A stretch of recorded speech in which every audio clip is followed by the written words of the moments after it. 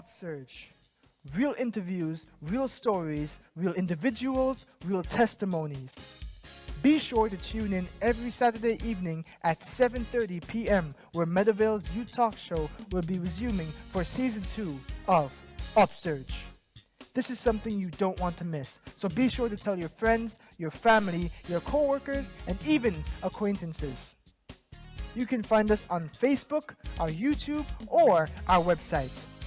UpSurge, where the surge is always up. UpSurge. Real interviews, real stories, real individuals, real testimonies. Be sure to tune in every Saturday evening at 7:30 p.m. where Meadowvale's Youth Talk Show will be resuming for Season 2 of UpSurge. This is something you don't want to miss, so be sure to tell your friends, your family, your co-workers, and even acquaintances. You can find us on Facebook, our YouTube, or our website. UpSurge, where the surge is always up.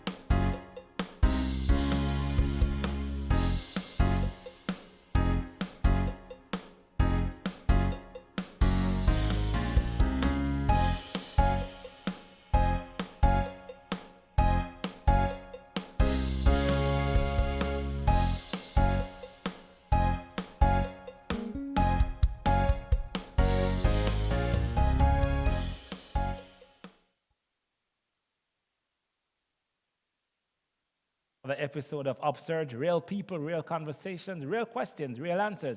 UpSurge, where the surge is always up.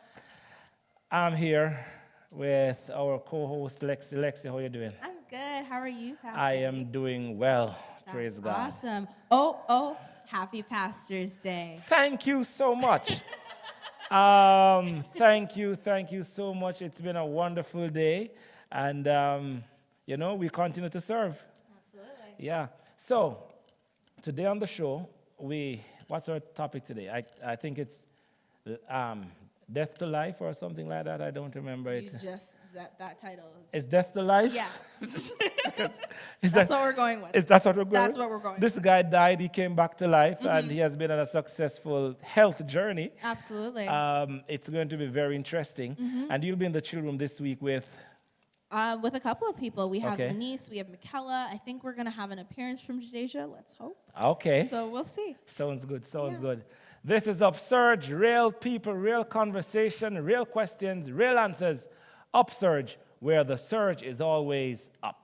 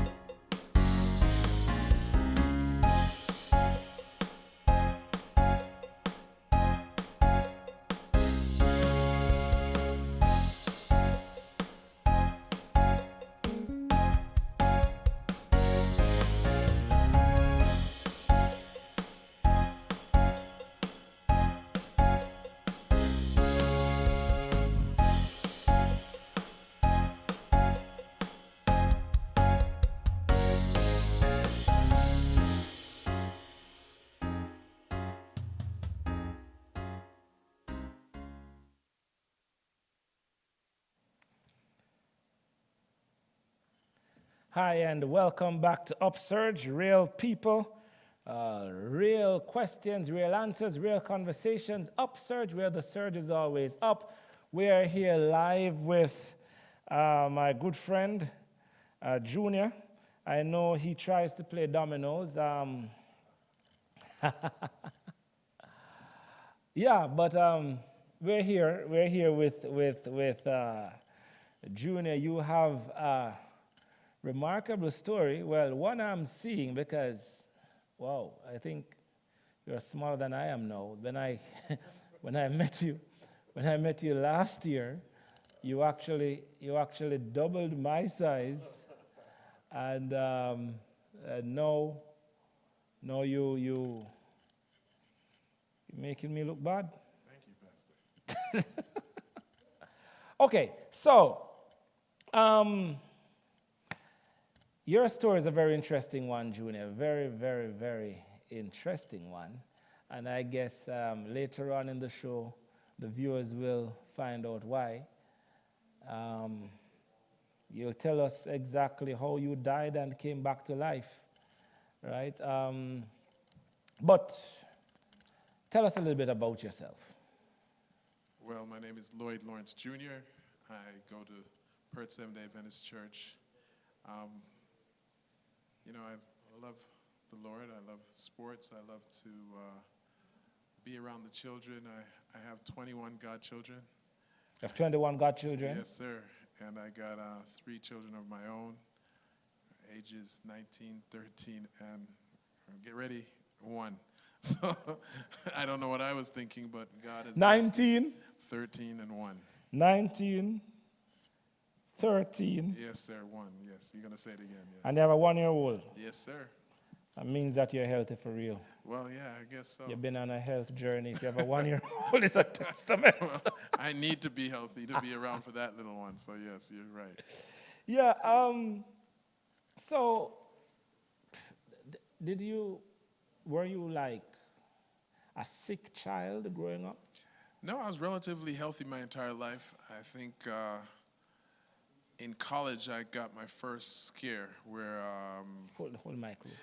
what happened was that I ended up with a virus. I was playing basketball one day, played in a game, and I played very well. I scored like 44 points. It was one of my best games ever Yeah. the day before. But But you were never sick. You weren't No, a sick child. no. So you were always like involved in Sports and sports activities and and stuff. stuff like that, yeah. Tell us about that. So, I grew up playing basketball, soccer, football, hockey. I played everything. And so I love games. I love sport. I love to win. And so that was just me. So getting to college and winning a basketball championship in college was one of my highlights of my sports life. And, I was a captain of the team. So you won a basketball? Yeah, I'm 5'7", and I won a basketball championship. Look at me well. And the only reason I'm in church is because I was in church before. But truthfully, I could have made it to professional. Basketball? Oh, yeah. Semi-pro at least. At your height? Oh, yeah. Okay. I still play. If you want to find out, come check it out. No, it's fine. So, getting this virus, I was actually touching my chest, and the young lady I was dating saw me touching my chest all the time and saying, "Why do you keep touching your chest?" I said, "Nothing." But we were eating dinner, and she said, "If you touch your chest one more time, we're going to emerge." Wow. And I was like, "Sure," not thinking that I was going to do it again. And it was literally maybe a few minutes later, she saw me go like this. She says, "Got you." I said, "What?" "Look where your hand is." And I said, "Oh, let's go." So I went to emerge. And when I went to emerge, they said, we're going to keep you for a couple of hours. And then from there, they realized there was something wrong. And then I had to make a call home. And I called my father. And my mother answered the phone. But I said, "Mom, could I speak to Dad?" And I told him that I had this problem and I'm going to be in the ICU for a few days at least. And fast forwarding, I got through that and broke all the tests that they have. So you went to emerge and it was fine? The test No. I ended up being in the hospital for a while, but then after, I wasn't allowed to play basketball or any sports, any contact sports for a year. I was on blood thinners called Coumadin. So because of that, if you hit me, I could bleed internally. So I was allowed to shoot around by myself in basketball. I was allowed to kick a ball for soccer, but I wasn't allowed to play with anybody. So I was, wow. Yeah, for that year, that's how I got big, actually, because I was allowed to pump weights. So I started pumping weights, and I remember my father one day looked at me and said, "Do you see yourself in the mirror?" And I was like, "What are you talking about?" So I went in the mirror, and I was one of those guys that was walking around with the all muscular and stuff. Muscular thing, and I don't like that look. And I was like, "Oh, no." And then when I stopped working out, it kind of melted like butter, eh? Right, and became this little chubby guy. And I was still playing basketball, was still in relatively good shape. And, I broke all the records of the tests that they had for this same virus. The other people had the virus. I was the only one that did the whole treadmill. I was the only one that they injected me with something to watch my heart flow, my beats, and they put me upside down on a bicycle. I got to pedal the bicycle while I was upside down, and I broke that record. And then they had another one for strength, and I broke that record. So they allowed me to go back and play basketball full without the blood thinners, and that was how it was until that day. So you were telling us, Offset, about this. You went to the barber. Yes, so this is 10 years ago. Literally, August 29th is when I collapsed, but say around July, I was at my barber playing dominoes, waiting to get my hair cut, and you were winning or losing the domino game? I don't lose a lot, I don't lose a lot, as you know. But what happens is, I was sitting there. Somebody had to cut that was playing with us, and he got up. And when he got up, I felt my body like dying, and I was like, "Guys, guys, guys!" And there was a guy named Michael that was sitting in front of me, and he just leaned over and hit me in my chest, bang, bang. I thought, did I not eat right? It felt like I was fainting, but I could feel like my body going down. Wow. And so I didn't take much notice other than maybe I was having a fainting spell, right? So fast forward it to maybe a week or two later, I was rehearsing with my choir at Crawford Adventist Academy. That's where we used to practice. And what happened was we finished rehearsing, and somebody told a good joke, and I love to laugh. And the joke was hysterical to the point where I started to laugh till I was crying. And at some point, I was like, guys, I'm on a chair like lower than this, but I'm sliding off the chair.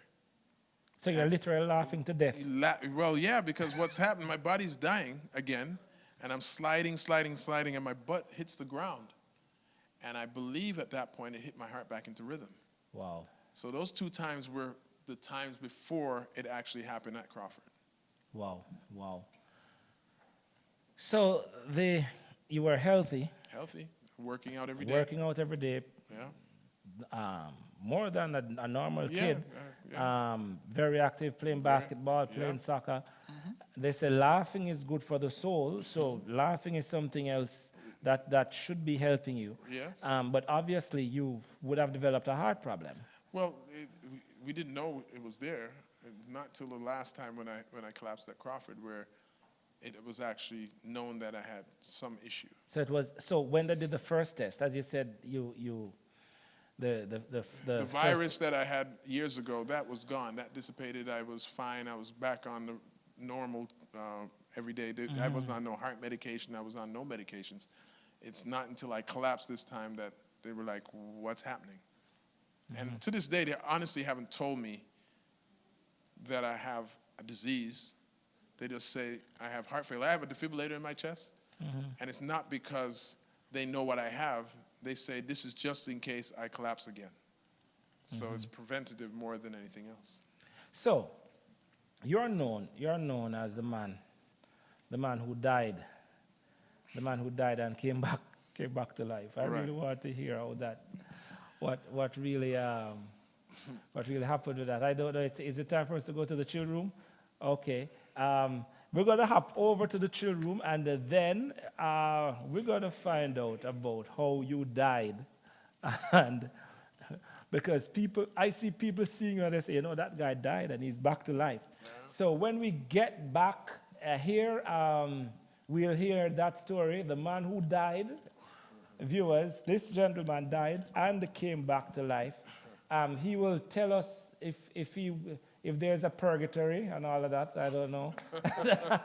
But we're hopping over now to the chill room. Lexi, can you hear me? Pastor D. Okay, you're loud and clear. Over to you. Awesome. So I'm in the chill room right now with Michaela and Jadeja. Honestly, we've just been listening to the story in awe. I don't know if you want to talk a little bit about what you're thinking while you're hearing our story from the studio. Honestly, this whole topic is a sensitive topic for me, considering that being a relatively healthy person have a sudden health impact. It reminds me too much of things that happened in and surrounding my own life. So, for example, my mom was going about her business one time and had a double aneurysm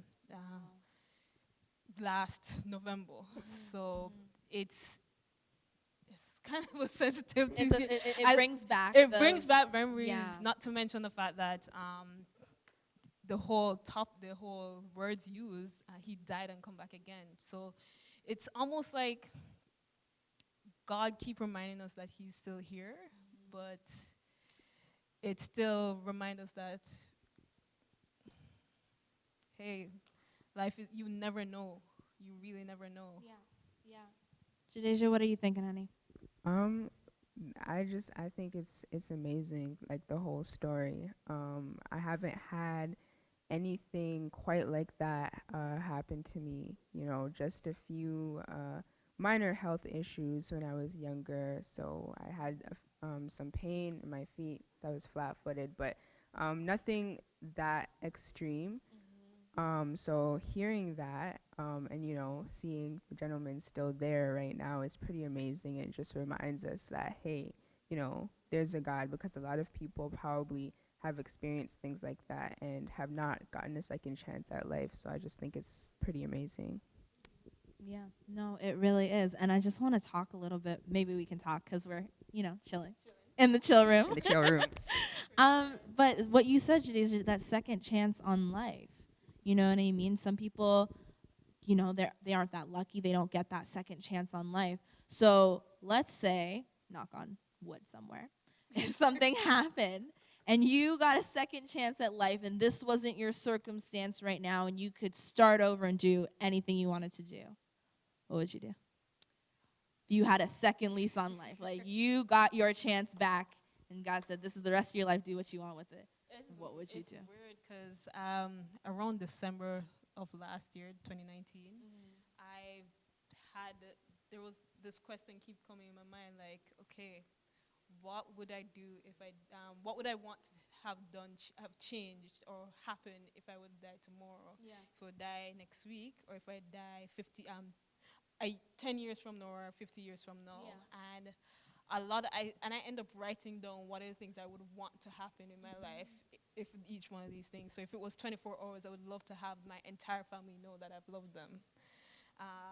If it's within a week, beyond just not my family, but my family and friends to know that if from a year from now, I'd like to impact one person's life for the better, and et cetera, et cetera. Yeah. So it does, the thought of mortality helps you to recognize if what have God placed you on this earth to do, and the impact that you would have on the people around you. Yeah, that's amazing. Like, no, it's amazing. And Jadeja, based on my question, Right. what would your answer be? Can you just go ahead and repeat that question one more time? Or actually, go ahead. If you got a second chance on life, you got a second lease on life, what would you do with it? Okay. I wanted to kind of touch on what Michaela said. The part where you were talking about you just would kind of want to make an impact, if you knew that you didn't have too much time left.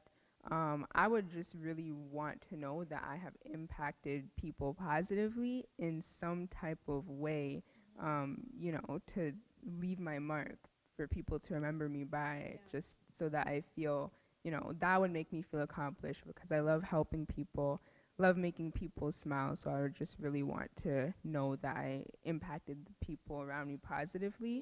Yeah. And I thought about that before, if I only had a week or two to live, like, it really was alarming to think that, wow, like, I know I'm young, but there's so many things that I want to accomplish that I haven't accomplished yet. So I would really just feel like I would just want to do things. I would just want to try things, do things that I haven't gotten to do before, maybe work a little bit harder at some of my goals if my health permitted me to.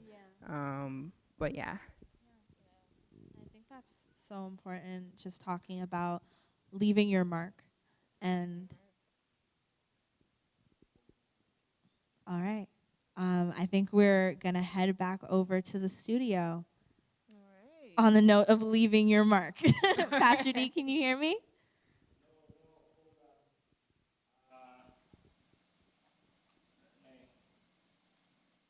Okay. Yeah. So, check 1, 2. Yeah. So, yeah, Lexi, I could hear you. And I heard about leaving your mark. Leaving your mark. I'm going to get there with you, Junior. But so, you died. You came back to life. This is the part of the story that I know people are palpitantly anticipating right now. How did this all happen? So for the last many years, I won't call out numbers so you know what my age is, but played basketball at Crawford on Sunday mornings, usually around 8 in the morning till 11 o'clock or so. And on this day, got there after traveling. My brother's fiance at the time just passed. The Wednesday preceding what happened to me, she called us and said, we must come visit her in Ottawa because she doesn't think she's going to make it throughout the day. Wow. We jump in our cars that morning. We drive straight to Ottawa. We get there.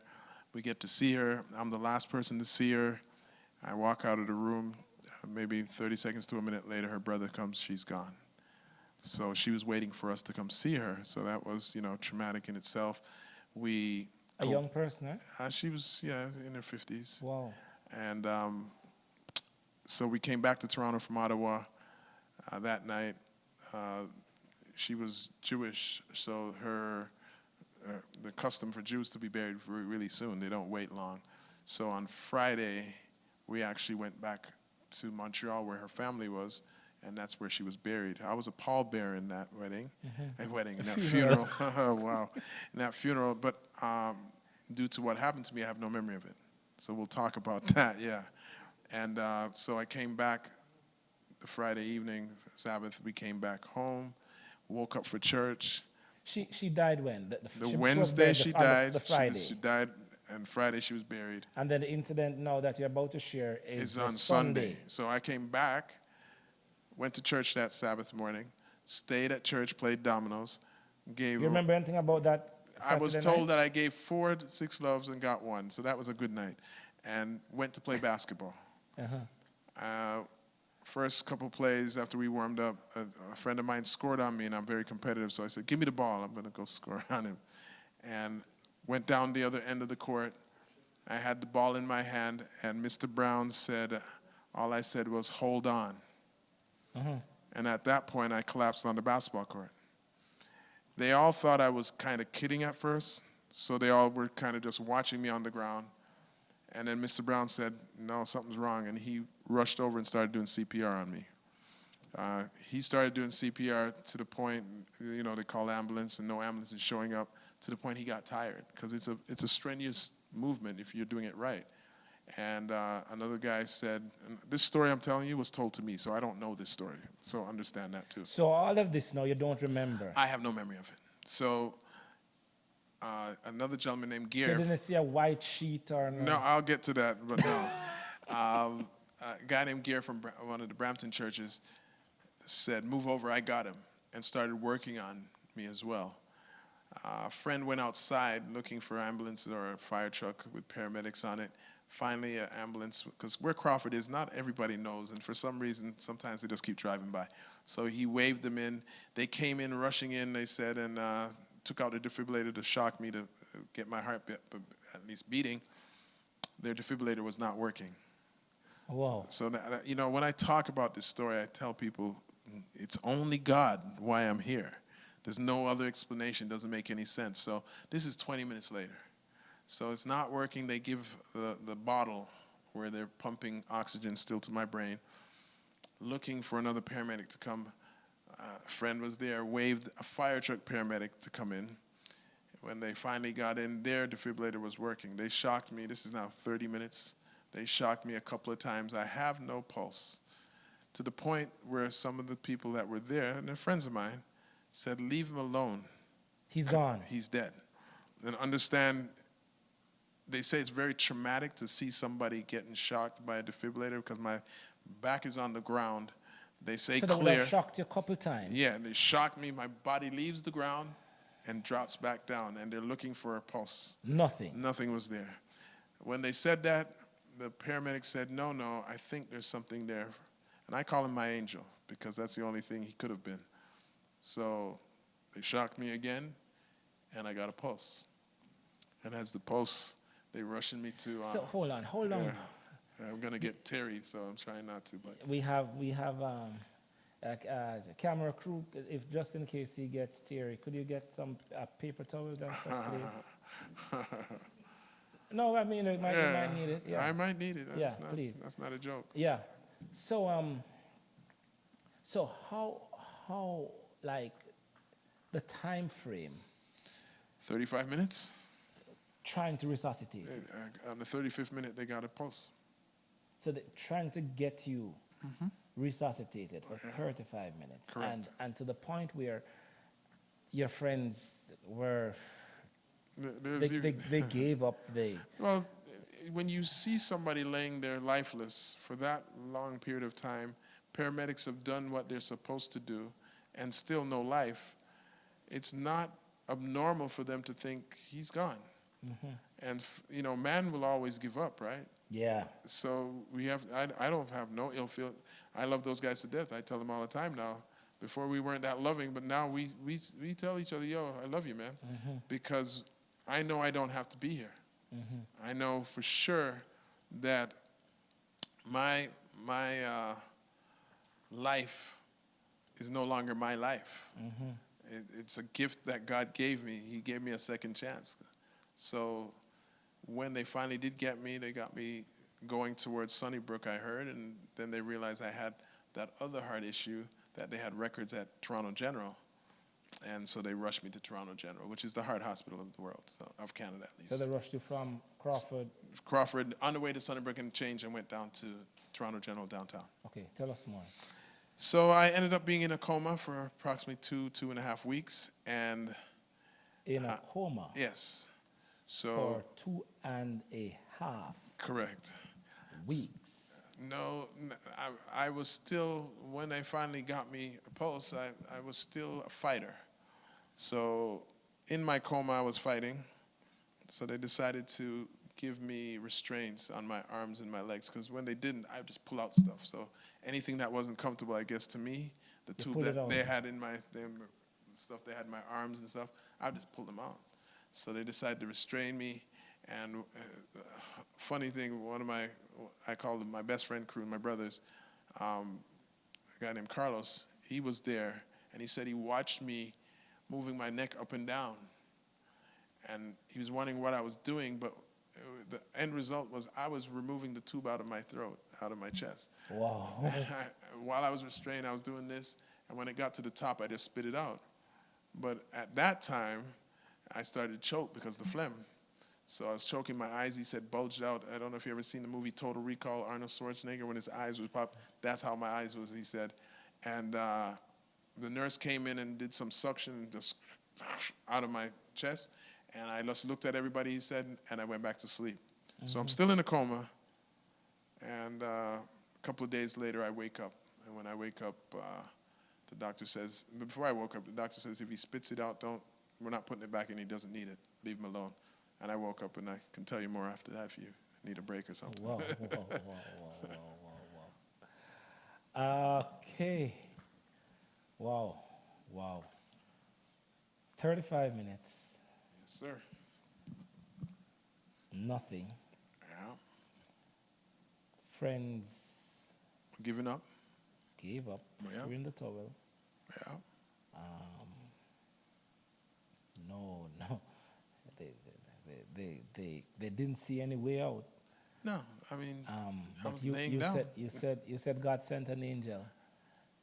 I tell you, because I coach basketball at Crawford, I met the person I believe saved me, because one of the kids got hurt, and he said, I was here for that guy that was, and he didn't know it was me. He didn't realize it was me.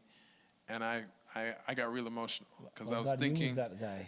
And it's somebody I know now, because he actually also he's a ref as well. And I looked at him, I'm like, I know this guy from reffing, and he's also a paramedic. And I'm thinking, God brought this guy especially for me. Wow. He's the angel that I was looking for. Yeah. Powerful. And so you'll tell us more.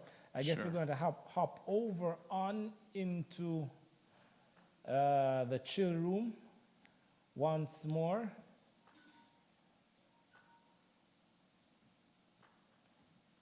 We're going to go over to Lexi. Are you there? Hey, Pastor D, I'm here. Okay, all right. Over to you. Awesome. Everyone can hear me, right? Awesome. So we're here in the chill room, still with our same chill people. And we, again, are just tuning into the story in the studio, and we're just in amazement. But one thing that I want to ask about is there, so our guest talked about the angel that he believed was sent in his situation, the paramedic, that gave him one more chance. Do you feel that you have your own people in your life that show up, and they could be like the angels in your life? People that kind of just give you that one more chance, or people that kind of push you through, or people that come through right when you need them, and they didn't know that you needed them? You know what I'm talking about? Okay. I definitely believe that God does work through people in my life to help me out.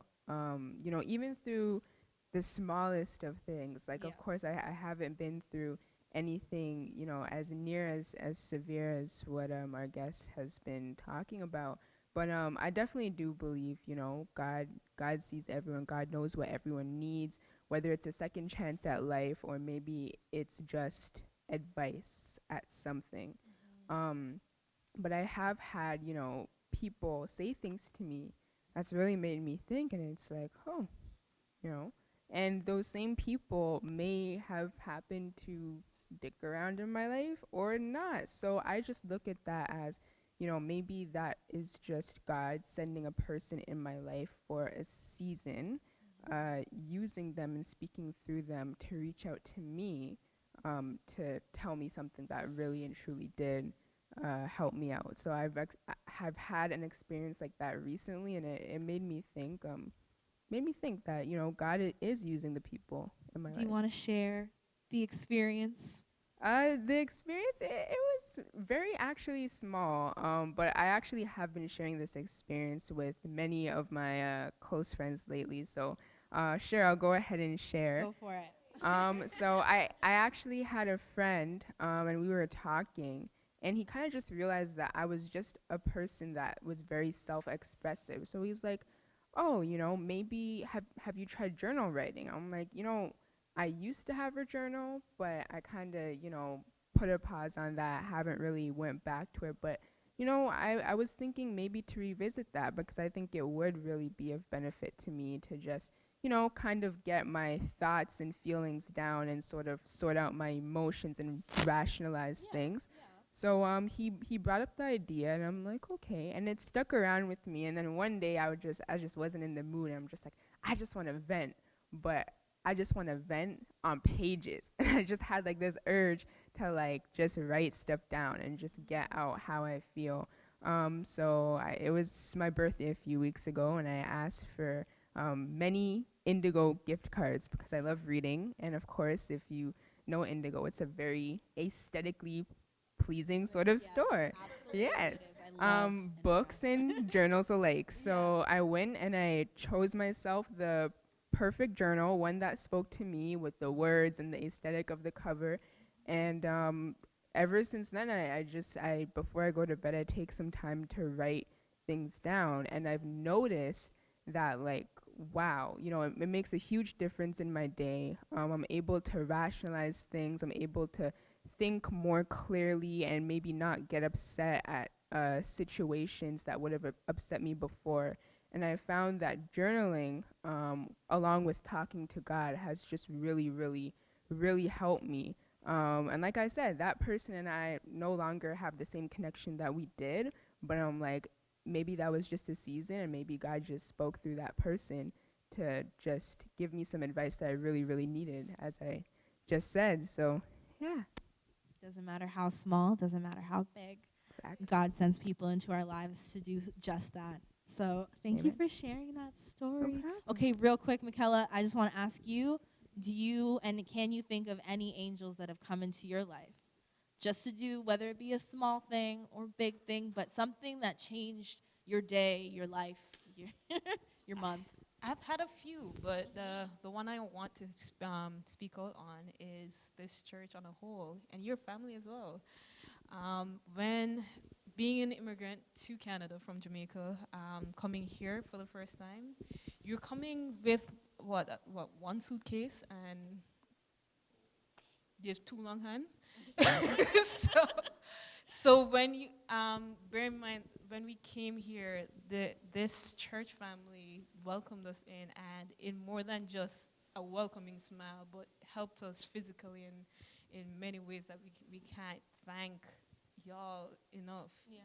So from the calls that we get to people dropping off groceries whenever we needed it, to every furniture that we had in our house, because when we came, we didn't have anything. So God, this church and the family, the amount of Christmases we spend with your family together. This is true. So it has became the entire church has became a angel in disguise for us. So thank you. We're completely thankful for. Thank you for sharing that, Michaela. I really appreciate that. Pastor D, it's over to you. Thank you, Lexi. Thank you so much. So we are back here on set with Junior, the man who died and came back to life. For those who would have missed the first part of the interview, basically, this gentleman on set, he was in a in a coma. Well, he passed out for 35 minutes, no pulse, anything, and he was in a coma for 2 weeks. Okay, so tell us about, so you went, God delivered you, you are now coming out of that. You are now out of the coma. Share with us that experience. So waking up and finding out that I even went through this whole situation was one magical moment in my mind, and thinking, what are they talking about? And you know, people sharing what has happened to me. But what was even more mysterious, people asked me, so you were dead for 35 minutes, didn't you get any brain damage? And I said, well, yes, I did. And people that came to visit me, I have no memory of. So you have all these people that came to visit, to the point my family had to tell the church members and friends that they're no longer allowed to come to the hospital, because we actually took over the whole area. Like, I would have 100 people in the hospital, Toronto General, in a meeting room, and if somebody came to visit, the nurses would just point and say, he's that way. And so it was a good moment. But what happened to me in all of this comatose state is that my memory, short-term memory, was gone. So I still don't have the memory of most people visiting me. If I knew you before and you did come to visit me, I'd say, hey, Pastor Duncan, how you doing? And I would just go on about a story about our life or something that we might both know. So I would say something, and that story was the story. You don't remember anybody visiting at the hospital? No. But here's the funny part. If you left the room and came back, it's like I never saw you. So I would repeat that story. And that story was our link. Whatever it was our link. So the people that visited me, and some female friends, I would talk, you know, I love you, blah, blah, blah. I would say something silly, but it could be in my subconscious. And so that story would keep going, and my friends and family would just die laughing, because they said I would repeat these stories over and over. And it took around another 2-3 weeks for me to now start having a short-term memory. Wow. So think about, I had hundreds of people visiting me, and I have no memory of it. So when they came, you said you had conversation with them. Oh, yeah. In the hospital. Oh, yeah, hundreds. And conversations, yes. And they are talking. And yes. But afterwards, no memory. Can't tell you. I can't tell you who visited me probably until the 3rd week out of my coma. So all of those conversations were like, they were there, but I wasn't here yet. So it got to a point where some of my friends, when I started having that short-term memory, they started testing me. And say, oh, so they'd come in, hey, how you doing, Junior, da-da-da-da. And then they'd say, so who visited you today? And I remember telling one of my friends, I said, cut it out right now. Because the reason it actually hurt my brain to attempt to really remember who was there. Okay. Yes. So it was stressful for me. And I actually have used dominoes to rehabilitate myself. And I'm not even joking, I'm being serious. Dominoes? Yes, because of the short-term memory aspect. Okay. It forces your short-term memory to grow. And your short-term memory has grown. So, that was one of my big things, that now people say, there's no way you went through this and you weren't dead for 35 minutes. I said, I didn't get out of there unscathed. Understand that God works in his own mysterious ways, and I'm here speaking to you. And I won't be the last person that this type of thing has happened to, because I've followed some other stories online that I've seen other people 25 minutes, 40 minutes, and so on. So it's not like I've broken a record. Mm-hmm. It's just God decides if it's your time or it's not. And what it has developed for me is ministry.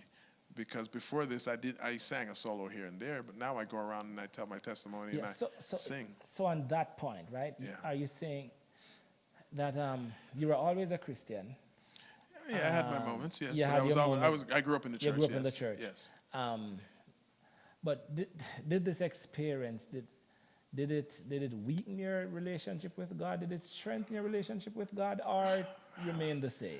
My friend, when you think about how powerful God is and how he allowed me to be here, when I think about my children that I had, if it changed my life, my friend, it is my life. Like, there's nothing that could have saved me but God.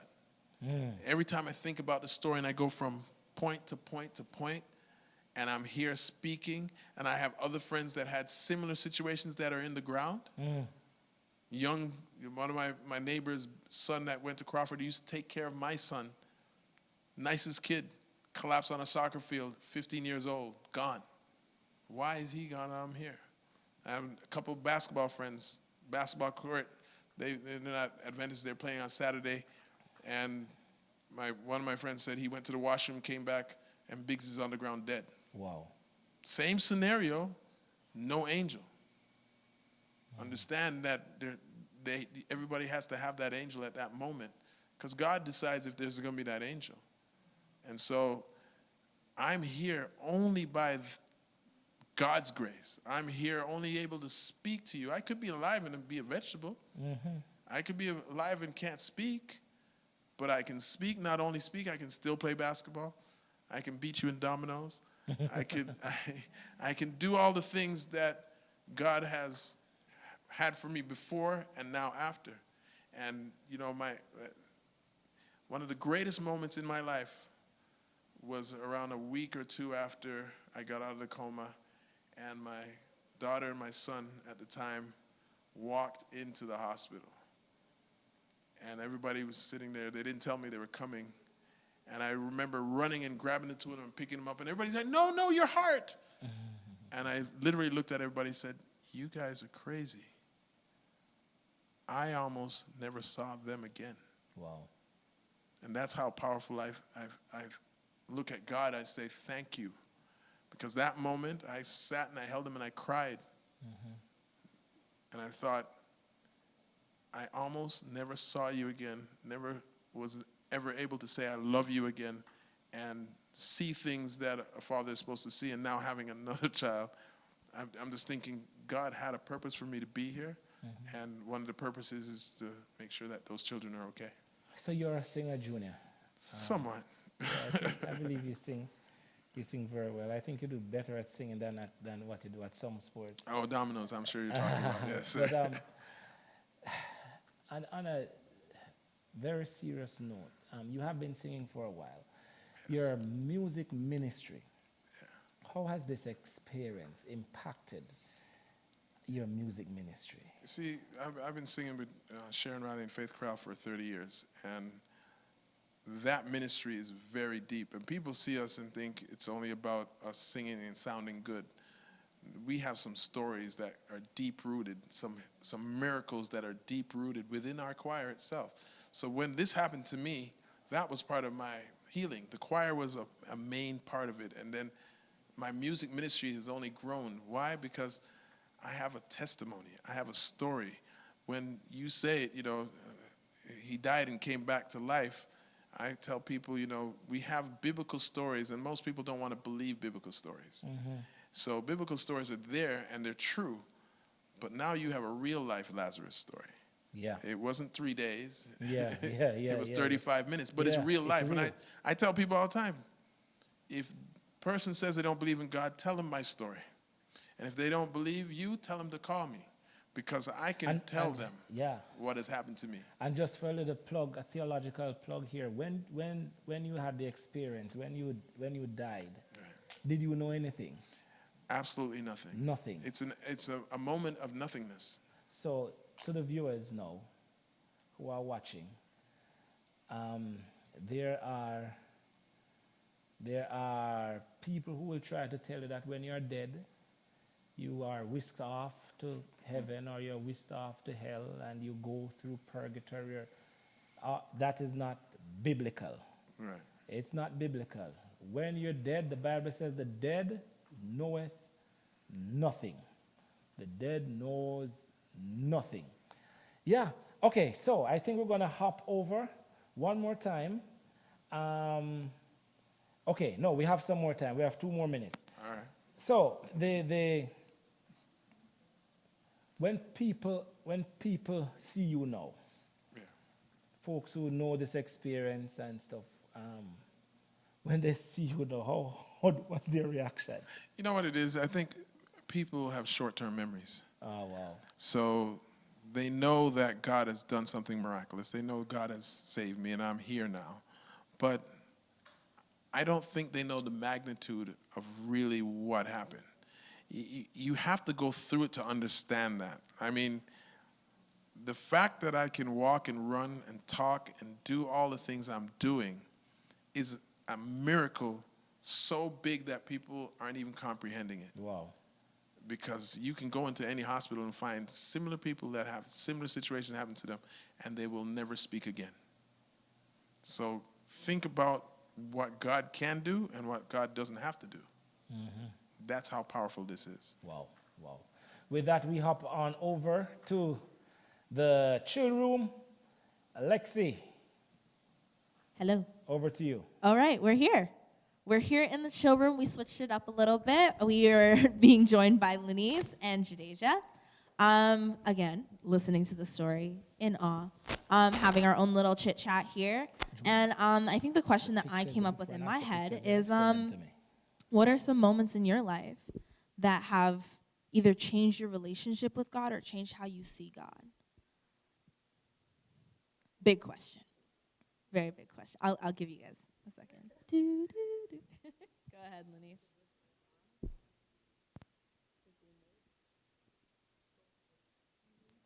All right, I'll go first. So what are some things that happened in my life? Yeah, something that happened in your life that has changed the way you see God or the way that you go about worship and praise and whatever the case may be. I think people have the idea that, oh, you're always smiling, you're always happy, so you never go through anything. But I lost my mom at 9 years old. I watched it, So when I hear stories like my friend here, it's like, wow, you get a second chance of life. But there's people that don't make it and don't get a second chance. And so your only option is to, see them later on when Christ comes back. And so when I lost my mom, I made the decision that, you know what? I want to live a life that is pleasing in God's sight. At 9, I was like, I want to see my mom again. So now that I'm older, I want to see Jesus. But before, it was like, I'm going to be the best Christian so I can see that woman again. But now, we understand that this is not the end. So if a person die and, you didn't get to live that life with them, you have the opportunity to see them again. So that definitely changed, how I see God, how I live my life. And yeah, that's one thing. Yeah. Thank you. Thank you for sharing that. Jadeja, do you have a moment or times in your life where something's changed the way you see God? Yeah, for sure. Let's start with at 8 years old when I came to the SDA church, for sure, I got an understanding of who God was, of the Bible, of things that happened, and of things that are going to come. Really big eye-opener for me, at 8 years old, what grade 2, you pick up on what other kids in your class have ideas about. So there are, those sorts of questions or thoughts would come up with, what happens when you die, or who is God, or is God in the sky, and whatever's in the ground. And, at 8 years old, I didn't really know anything. I knew of God, and I knew there was God, and I knew when we get together as a family that we pray, but not like that. And when we officially came to the SDA church, I understood this is who God is. And a lot of my questions were answered. So at that time in my life, the way how I saw God was definitely changed quite a bit for me, for a good reason.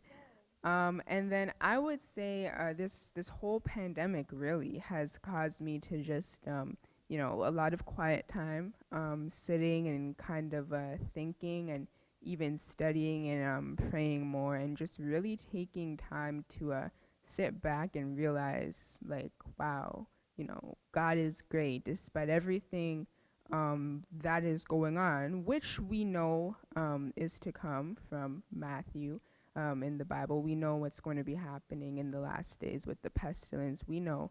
But it's just really helped me to take my relationship with God a little bit more seriously, dive into studying a little bit more, and just really take him in for all his greatness and who he really is and what he's capable of, for sure. And amen to that. I was going to say, when we were chatting about it before, I feel the same way. The pandemic, what we're living through, has changed the way I see God. And the one thing I can say is that God is not sleeping. So we're going to head back over to you, Pastor D, in the studio. Thank you, Lexi. Thank you. Thank you. One thing for sure, God is not sleeping. God is not dead, but he's alive. God is not sleeping. You fell asleep, but God is not sleeping. That's true. So you went through all of that, Junior. Basically died. God brought you back. Are you afraid of death now? I was asked this question not too long ago, and I said, my fear wasn't of death itself. My fear was really thinking about not seeing my children again. I mean, we are Christians, so we should be living the life not to fear death, but the reality was, when I first saw my kids, that hit me that, you know what, I don't have to be here. I could have been gone, and I wouldn't have been able to say goodbye to my loved ones. I wouldn't have been able to tell my friends who I love them. And what it has garnered from this situation is, I tell people all the time, tell people you love them, because you never know if you'll ever get that chance again. Don't wait till it's a specific time. So now I walk around and I'll tell certain friends, yo, I love you. And sometimes they might look at you weird, but it's all right. My best friend... That's true, because the other night, I remember one night we were out chit-chatting, and he said to him, man, I love you. I'm like, what is this guy like? This just came out of the blue. Like where did that come from? Pastor, I love you. Let me give you a hug, man. Yeah, but it puts things into a certain perspective. One of the guys in, I call my best friend group, my brothers, he died recently. I don't know if you know Wayne Ambrose. And at that point, it was just a couple months ago, somebody I played basketball with for over, no, I'm not going to tell you, but a long time. And so... Look, man, you're a man. Oh, yeah, that's true. I can tell my age. Yeah. Well, we played for at least 40 years. Thank you. So, when I saw that situation happen, and I looked at myself, because he was a little older. He was closer to my brother's age, in the 60s area. And so all of his friends I used to look up to, wanting to play basketball with as a young boy, and got really good, so I was able to play with them. But when he passed, I went to do like an honorarium picture, a memorial picture for their memorial service. And I went and met with those older guys, took a picture, and next thing I know, I looked at myself and I was the fattest guy there, and realized how God makes things happen for a reason. So, I was a lot bigger than I am today. Actually, almost. Well, that leads to the next. I know we're going to get there. Do you have a bucket list, Junior? I do have a bucket list of making sure that I'm ready for heaven. That's one of my bucket lists. Making sure that I can share the knowledge that I've garnered through this situation with anybody that will listen. Hoping that I can be a positive role model in getting the kids to understand certain things. I was there. I was invincible. I thought I could do anything. But if you'd have bet me $1 million that I would have collapsed on a basketball court, I would have taken that bet. Wow. But I would have lost. So that's to put it in perspective. You're a superhero until God says you're not. And so you must tell people you love them. You must show them that you care. And you just have to be genuinely a good person. God has not many things for us to do. I think if we keep his commandments, love God as we should, and we love our neighbors as ourselves, we're heaven bound. True. It's not much more than that, but we make it so difficult. We put our own personal biases in. We think we know it all. The bottom line is we know nothing. Wow. And if you can go with that aspect and just move forward every day and telling people that you care, showing people that you care, and then just living a better life. We talk about the church and the health message. We got to be careful because our health message needs to be pure. Wow. And the vegetarian food is good but not good because it's salt-laden. I can get into that in a whole other thing. That's a whole different topic. That's a different show.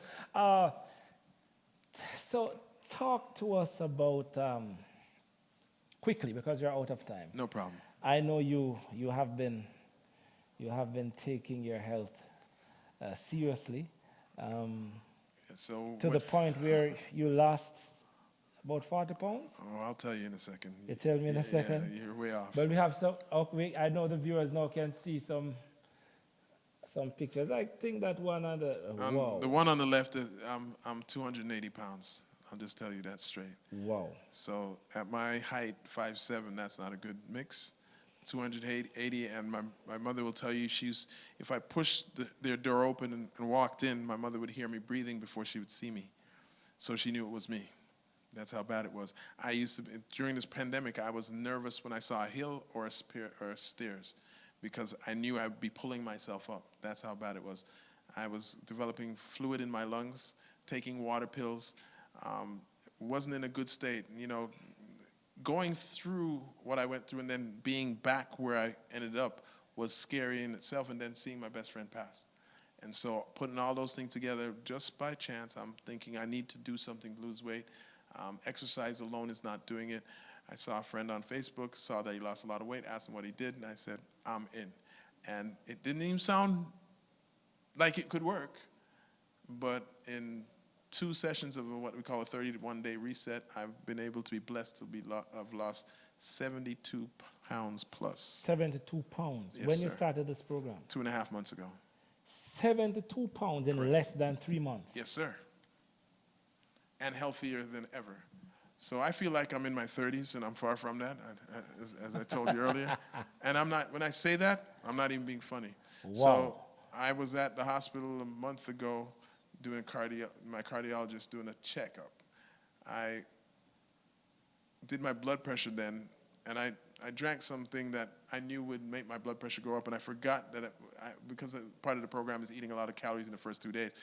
I went anyways, and he took my blood pressure, and it was 159 over 96. Not good. That's high. So he was like, I'm going to give you more Ramipril, which is a blood pressure pill. I said, I don't need it. I drank this thing, and I know that's why it went up so high. He said, no, I'm doubling it up, sending it straight to your Shoppers Drug Mart. They have links for me so I can get my prescriptions. I don't have to carry papers in. And so I went back last week, and they were doing an echocardiogram and an ECG on me. They checked my blood pressure. My blood pressure was now 127 over 79. Hallelujah. So God has brought me full circle. When I say internally, I feel great. Wow. Like my ECG was perfect. My echocardiogram was perfect. I can run and jump again. I couldn't do this for the longest time. I played basketball, but I was just standing up and shooting. I could jump. I couldn't come up this thing. So you couldn't jump? No. Because bro. you're jumping. Bro, I'm being serious. I could not jump. Without, jump again. Yeah, like to play basketball. I couldn't do a jump shot. I couldn't, it might sound funny. Wow. But I'm being very serious. I'm carrying in bags of groceries. I would take one at a time instead of taking 5 at a time. Wow. So I had no strength. I have my strength back. Praise God has brought me all the way full circle. Praise God. Thank you so much. I have one more question for you. Sure. Such a powerful testimony, powerful story. Thank you so much for coming on the show today, No problem. Junior. But we have one more question for you. There are a lot of young people who behave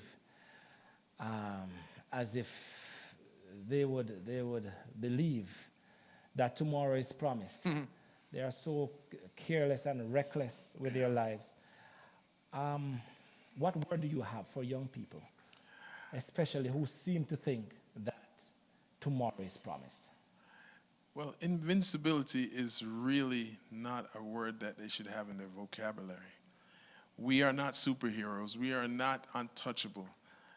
as I said earlier, if you'd have bet me $1 million that I would be a guy that had collapsed on a basketball court, while in great shape, I would have taken the bet. But I would have lost. So understand that I have a cousin that, it's not my real cousin, but we call each other cousins. He has a saying, we're not here for a long time, we're here for a good time. Yes, have a good time.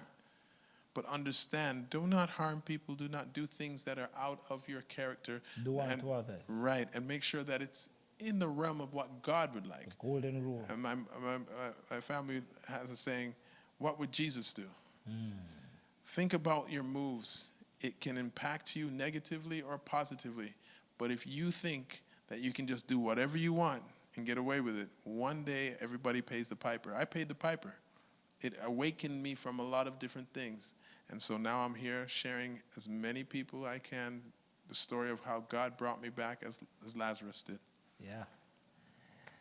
Wow, such a powerful story, powerful testimony today. That's what we do on UpSurge. We bring the real conversations, real people. We ask the real questions and we get the real answers. The UpSurge, where the surge is always up. We'll hop over for the last time to the chill room. Lexi, over to you. All right, can you hear me? Perfect. So just here in the chill room, kind of just listening to those last remarks. Tomorrow isn't promised. Lanice, Jadeja, after hearing the story that we've heard and like exploring life and death and all of these big questions, how are you going to leave today? Are you leaving the same? How are you gonna act leaving here? Is it gonna change? Are you gonna be like, okay, cool story, bro, and go, or do you feel like this had an impact on you?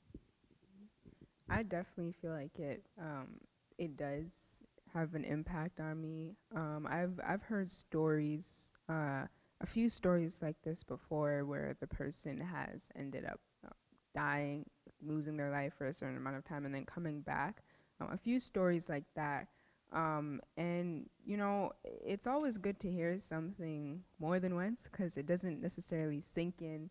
It doesn't necessarily, you know, resonate with you the first time. But after, like, hearing it a few times, hearing another success story, life and death, and then the result of life story, you know, really at this age is just making me really, really think and value life on top of everything that's going on in the world right now, with all the sickness, with all the pain, really, really just making me value life. So definitely something that I'm going to take and not take lightly, but just live every single day with gratitude. Try not to be sour, just trying to keep my peace and just trying to stay happy. And you know, as our guest said, you know, let the individuals in our life know how much we care about them, and don't live every single day as if, you know, I'm supposed to wake up tomorrow morning, because it's not, you don't make that call, you know. As for me, I feel like I see life and death often at the hospital. There's times when we do CPR and the person didn't make it back. And I've heard Junior's story before, and it just reminds you that everybody have a story. Junior probably don't go to people and, do you know I died? No. But they're not going to tell you their story right off the bat. So you have to treat people as if everybody has a story. Treat them with love, with grace, with gratitude. And just like, you know, just share Jesus with people. And it doesn't have to be like Jesus, Jesus, Jesus, but like, you know, showing them love. Like right now we can't really hug and, you know, be close to people, but we can smile, we can encourage people, give them an encouraging word. You don't even have to know them, just smile with them and say something encouraging, and that can be an encounter with Jesus for them. So I think it's pretty safe to say that no one's walking out of the studio the same after today, and life and death and all these very ambiguous things just got a little bit more real here today. And I really do appreciate you guys coming on and talking about these topics that are so hard to talk about, and it's close to some of our hearts too.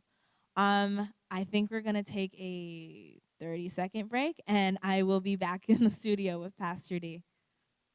All right, folks.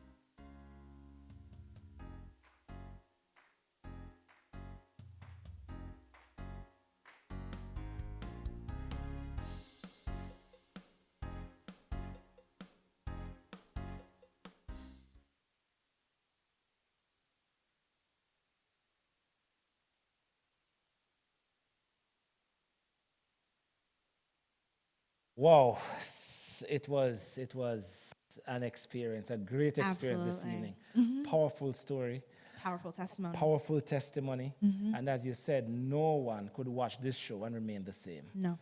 I believe all of us are leaving here this evening.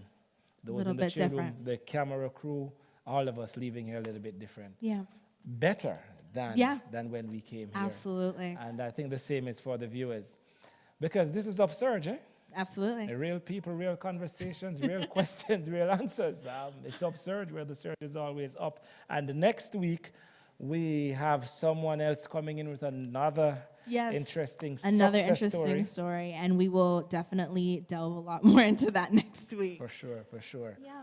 Well, this is UpSurge, real people, real conversations, real questions, real answers. UpSurge, where the surge is always up. It's a wrap. We're out.